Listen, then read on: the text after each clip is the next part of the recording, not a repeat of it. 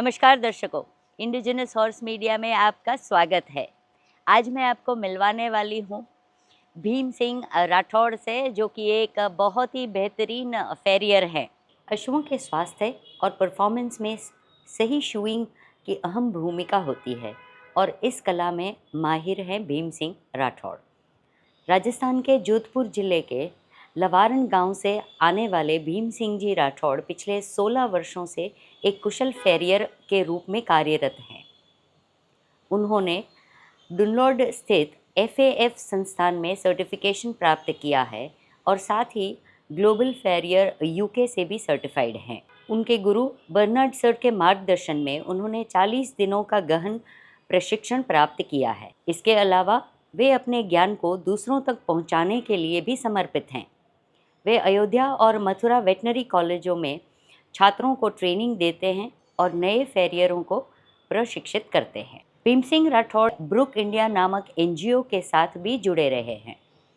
वहां उन्होंने 5 वर्षों तक ट्रेनिंग दी, जिससे कई नए फेरियरों को मार्गदर्शन मिला। एक अनुभवी फेरियर के रूप में वे न सिर्फ अश्वों के हूव्स की देखभाल में सक्षम हैं, बल्कि वे अश्व के पैरों और हड्डियों की संपूर्ण एनाटॉमी को भी बारीकी से समझते हैं और उसी अनुसार कार्य करते हैं। तो आइए बातचीत करते हैं भीम सिंह जी से। नमस्कार सर। हाँ जी, नमस्कार मैम।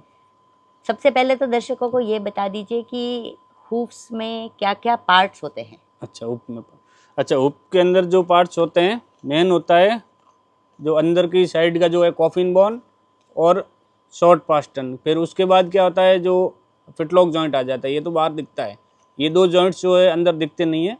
फिर अंदर का बोलें तो इस तरीके का जो हूफ रहता है, ये पूरा अंदर कॉफिन बोन अटैच रहती है और शॉर्ट पास्टन हाफ दिखता है बाहर, ठीक है।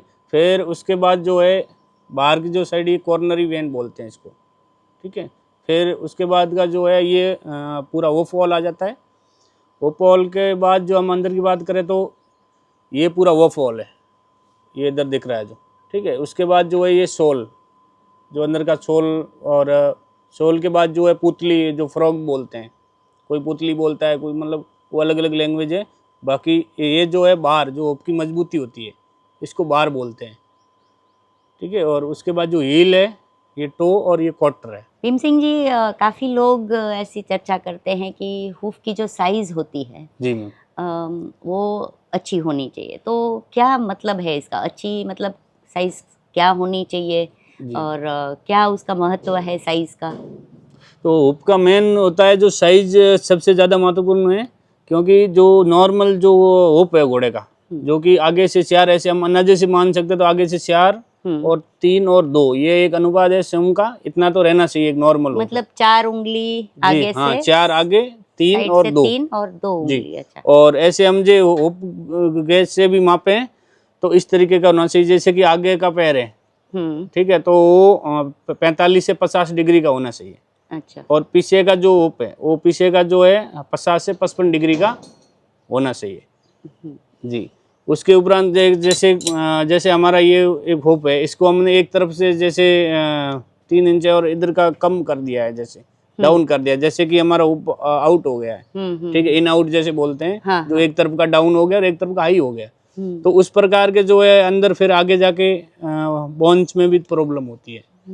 इस तरीके के जो एंगल में होना, नॉर्मल हुप को पूरा सही एंगल में होना बहुत जरूरी है।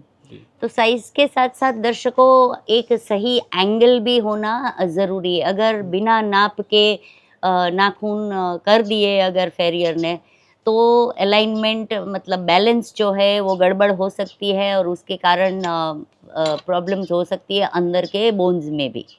जी मैम, तो हम बता दें कि कोई भी जैसे जो हॉर्स के किसी के जन्म से भी, या मतलब ज़्यादा नहीं होता है, उनका ग्रोथ नहीं होता, किसी का छोटा हो जाता है, बचपन से ही छोटे हैं, तो उसमें क्या है कि वो आगे जाके जब बड़ा स्टेलियन बनता है या घोड़ी जो भी, ठीक है ना, वेट में ज़्यादा हो जाता है, तब जाके घोड़े के पैरों में दिक्कत आ जाती है, ठीक है।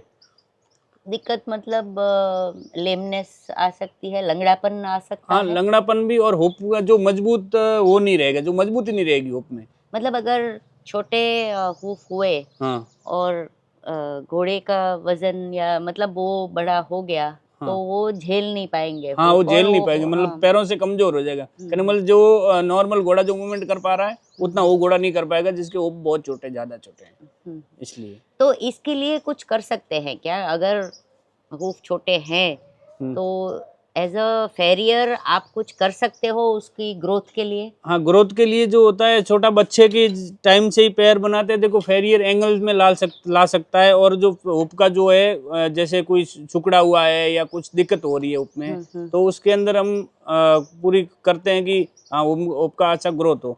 लेकिन उसमें ओनर को भी देखना पड़ता है, उसको बढ़िया जो हुप के ग्रोथ के लिए कुछ बायोटिन वगैरह दें, ताकि आगे जाके पैर का अच्छा, हाँ, जैसे हुप अच्छा बन सप्लीमेंट्स सके। आते हैं खिलाने वाले जी भी, मैम। और हूफ क्रीम वगैरह भी आते हैं। जी मैम। तो इससे हूफ का ग्रोथ सही हो सकता है। सही हो सकता है।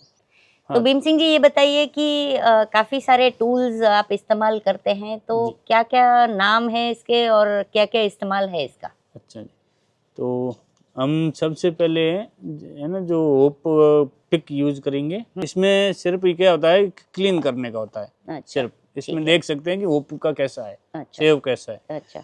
हाँ जी, तो उसके बाद? हाँ, उसके बाद जो यूज करते हैं होप नाइफ। हम्म, ठीक है, होप नाइफ से क्या है कि पहले हम उसको सोल प्रेशर देखते हैं। ठीक है, कि पहले सोल प्रेशर देखते हैं कि अंदर सोल कितना है, कोई दिक्कत तो नहीं है। और उसके बाद जो है उसका सोल और फ्रॉग ये मतलब ट्रिमिंग करेंगे।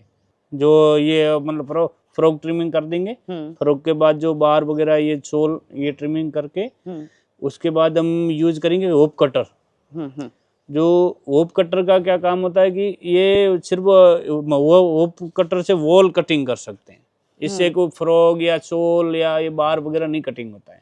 इससे सिर्फ होप का जो वॉल है यही कटिंग कर सकते हैं। उसके बाद? उसके बाद है ना, हम लेंगे रास्पर।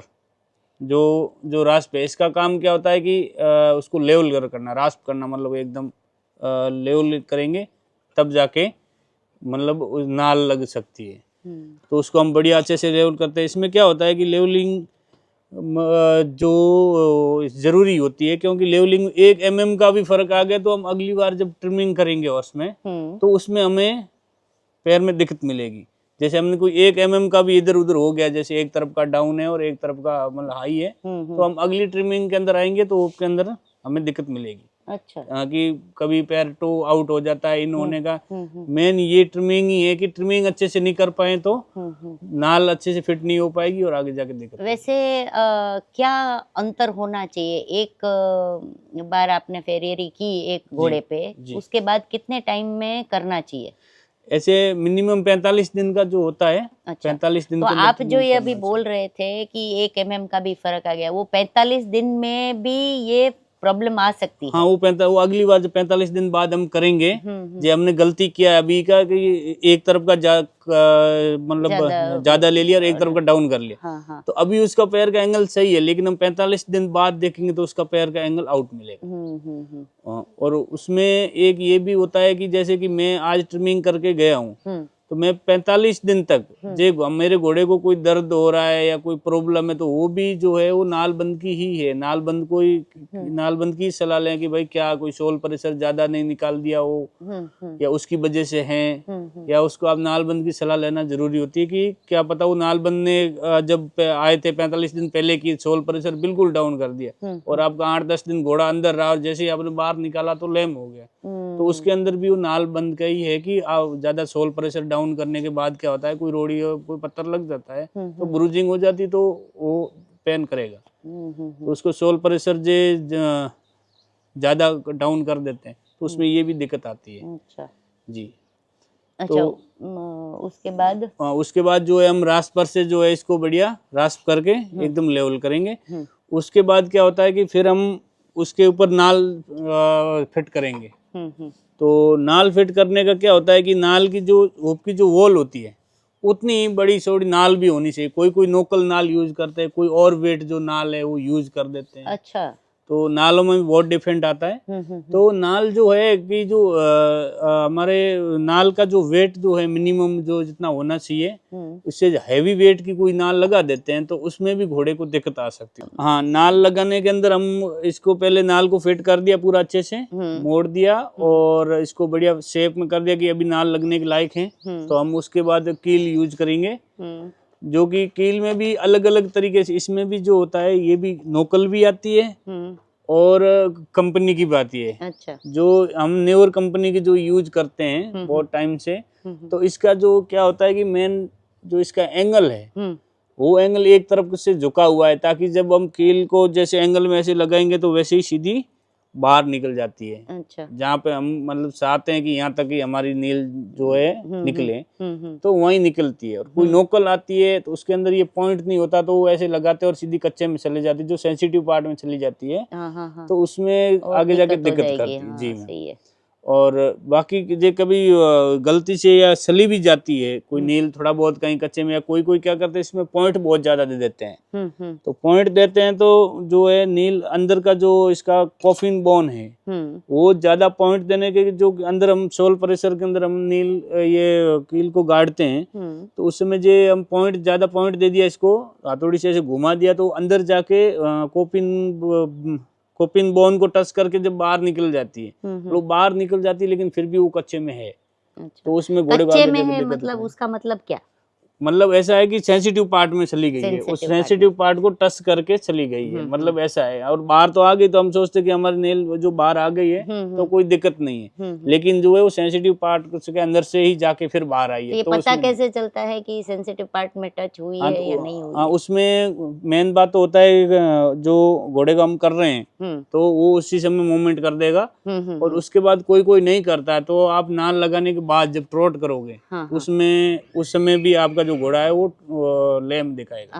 तो मतलब आपको देखने दर्द होगा तो पता चल जाएगा तो कि आपको गलत जगह लग गई है। तो आपको देखना पड़ेगा कि उसी समय जो है वो नेल निकाल के रिटर्न लगाएं, और या उसी समय निकाल दें ताकि आगे जाके दिक्कत ना हो। और जो हम लोग जैसे नेल लगाते हैं उसके बाद हम जमूर यूज करेंगे, जो कि होता है? ये नेल काटने के लिए। अच्छा जी, उसको काट के हम लेवलिंग करेंगे।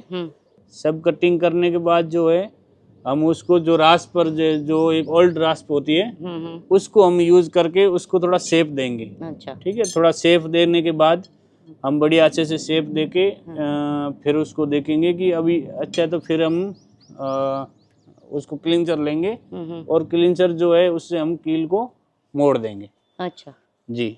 और मोड़ने के बाद जो है उसको हम उसके बाद जो वापस जो हमारी मतलब और रास्प है उसको लेंगे और उसको लेके थोड़ा और शेप दे देंगे, ताकि जो नेल वगैरह कोई अंदर बाहर है तो भी उठने बैठने में घोड़े को लगे ना। तो भीम सिंह जी, फेरियर को घोड़े की पैर की पूरी एनाटॉमी के बारे में नहीं पता हो तब तक ढंग से फेरियरी नहीं होती है, तो क्या ये कनेक्शन है, थोड़ा समझाइए। जी मैम, इसमें क्या होता है, मेन तो जो बोन्स और टेंडन और लिगामेंट इनके बारे में नहीं नॉलेज नहीं है, जो अंदर का फंक्शन नहीं मालूम है, तो वो फेरियर जो आगे जाके जो हुप के अंदर सुधार नहीं ला सकते। तो हमारे कहते हैं कि या तो ज्ञान होना नहीं चाहिए, ज्ञान हो तो मतलब पूरा होना चाहिए। हाँ, पूरा होना चाहिए। आधा अधूरा ज्ञान मतलब जो होता है वो बहुत डेंजर होता है। सही है, सही है। तो इस करके जो है कि बोन के बारे में नॉलेज नहीं है, तो उसका फंक्शन, उसका आउट इनके अंदर बोन के अंदर क्या क्या दिक्कत आ सकती है, तो इनके बारे में बताते हैं। तो मेन जो है ये इस तरीके का जो अंदर का जो बोन का जो एंगल है, तो पहले आपको नाम बता दूं इनके। इसको जो अंदर होता है ये इसको कोपिन बोन बोलते हैं। ठीक है, ये कोपिन बोन है और ये शॉर्ट पास्टन है, ये लॉन्ग पास्टन है। और ये जो है लॉन्ग पास्टन का जो जॉइंट है, और ये मतलब यहाँ पे जो है अपने फिटलॉक बोलते हैं। हाँ। ये फिटलॉक जॉइंट है। और ये फिर कैनन बोन है।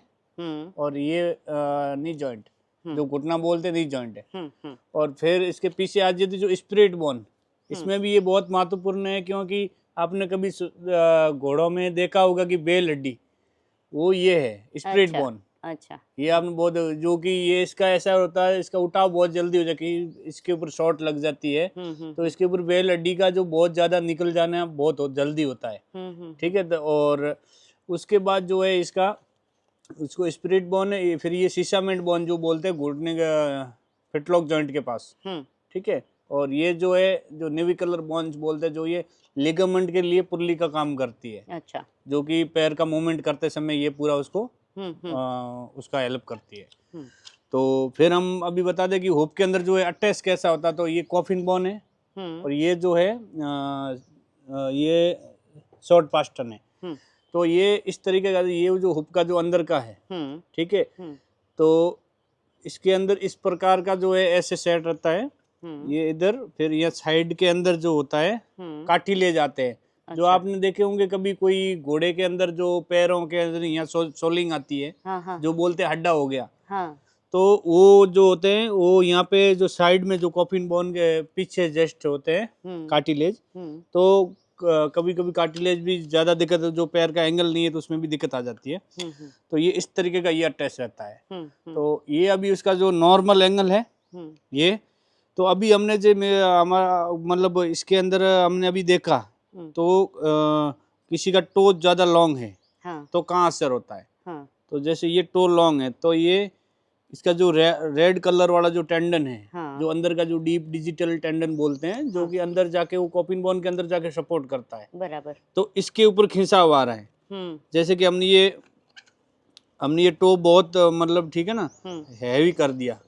और अब हम हील की बात करें तो हम हील हैवी करके देखते हैं कहाँ असर हो रहा है, ठीक है। तो हमने ये हील हैवी कर दी। अच्छा। तो हमारा कहाँ आ रहा है, जो कॉमन एक्सटेंसर टेंडन जो है आगे का जो है, तो इसके ऊपर वजन आ रहा है, ताकि मतलब इसके ऊपर खिंचाव आ रहा है ज्यादा। बराबर। तो भी सोलिंग आना तय है।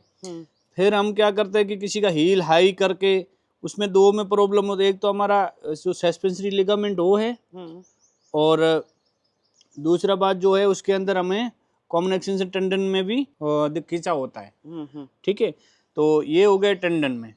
तो अभी हम उसमें करते जो लिगामेंट है, जो कि लिगामेंट का काम जो होता है, जो कोलेटरी जो लिगामेंट छोटे होते हैं उसको क्या होता है, एक बोन से बोन जोड़ने का काम जो है लिगामेंट करता है। और उसके बाद एक जो एक ये सस्पेंसरी लिगामेंट जो होता है, जो ये बता दे कि जो अपना फिटलॉक है, तो फिटलॉक के ऊपर जाता है जिस इसमें लिगामेंट कौन से कलर में दिखाया है आपने? अच्छा, ये लिगामेंट ये है हाला, ये सस्पेंसरी लिगामेंट है जो पीले कलर में है। अच्छा जी। और ये जो है ये कॉमन एक्सटेंसर टेंडन है, जो ये वाला है, जो लेटरल एक्सटेंसर टेंडन ये होता है। तो ये टेंडन जो होता है आगे के पैर में होता है, पीछे के पैर में नहीं होता है। अच्छा। इस तरीके जैसे मेरा ये हुप है, ठीक है। तो ये नॉर्मल एंगल है और इसके अंदर में धीरे धीरे इसको टो कटिंग नहीं करेंगे, कभी राउंडिंग अच्छी नहीं किया, मतलब फेलियरी के ही कारण है कि जो अच्छे से नहीं कर पाए तो इसमें आगे जाके दिक्कत हो जाएगी। ये धीरे धीरे दिक्कत होती है। जैसे मैंने आज राउंडिंग की 2 बार किया 3 बार, फिर आगे जाके दिक्कत आती है। तो उसके अंदर वो राउंडिंग के अंदर ही कहीं मिस्टेक है कि फेलियरी की और उसमें कोई दिक्कत है और ध्यान नहीं दिया, तो उसकी वजह से भी हो सकता है। तो जल्दी पहले उसका रिकवर करना पड़ेगा। जी मैम। तो इस तरीके के अभी और ऊपर का जो है ये आपको आगे और पीछे का दिखा दिया कि मतलब टो इनका जो जिसका ही टो लॉन्ग होता है उसमें क्या होता है और हील में क्या होता है ये दिखा दिया। अब आपको इस शेप में दिखा है कि हमारा हुप का जो इन आउट, जैसे ये जैसे अभी अंदर की साइड हाई है और बाहर की साइड डाउन है। हाँ। तो इसका असर कहाँ पड़ता है, जो बोन के ऊपर है। और इसका आंसर जो होता है ये जो लिगामेंट होते हैं ये इसके ऊपर क्या है कि अभी अंदर की साइड जो बड़ी है तो ऐसे हो जाएगा, मतलब एक तरफ का खिंचाव आएगा और एक तरफ का जो लिगामेंट है वो आराम करेगा। तो उसके अंदर सोलिंग आना तय है, मतलब ठीक है, सोलिंग आ जाना या पैर में दिक्कत करना, फिर या कहीं आप उसको रेवाल चाल या वगैरह जंपिंग वाले घोड़ों में टूट भी जाता है कई बार, देखा होगा। मतलब उसमें क्या होता है लिगामेंट जो होते हैं ये टूट भी जाते हैं, ठीक है। तो इसका एंगल में लाना देखना कि जो और हुप का एंगल है वो सीधा रहेगा, तभी जाके अंदर बोन का जो एंगल भी वो है बराबर सीधा रहेगा। भीम सिंह जी, कई जगह ऐसा भी देखा है कि या तो फेरियर को बुलाते ही नहीं या अपने आप से कुछ छील छाल के काट के कर देते हैं या करते ही नहीं है, कई गांव में वगैरह देखा है। जी, तो जी, क्या असर होता है तो उसके अंदर ऐसा होता है, कोई क्या करते हैं टाइम से नहीं बनवाना। जैसे कि मतलब हमारा जो मिनिमम टाइम है 45 दिन या 2 महीने मान लो आप, 2 महीने बाद जो हुप का ग्रोथ हो गया नहीं बना, तो एक तो उसमें प्रॉब्लम क्या होता है कि हुप का जो एंगल आउट हो जाता है। हुप का एंगल ज्यादा मतलब जो हुप का जो टो लॉन्ग हो गया या ठीक है ना, जो मतलब इन आउट हो गया, तो उसमें के अंदर जो आगे जाके घोड़े में वो दिक्कत आएगी जो। और या कोई क्या करते हैं, जैसे कि कोई नोकल फेरियर आते हैं, जैसे कि ये हुप है, तो इसको श्रेणी से लेके बाहर का करके राउंडिंग करते हैं और सोल प्रेशर को डाउन नहीं करते, तो उसमें भी जाके हुप के अंदर प्रॉब्लम आ सकती है, दिक्कत। ठीक है, जैसे कि थर्स होना, जैसे हुप चोल हार्ड हो जाना, और उसमें लेमिनाइट्स भी आ सकता है। उसमें हर मतलब जैसे थर्स जैसे कैंकर वगैरह जो है वो अंदर का जो है इसको अलाइनमेंट सही नहीं करेंगे, जो फ्रॉग वगैरह और सोल को है जो ट्रिमिंग नहीं करेगा, तो दिक्कत आएगी आगे जाके।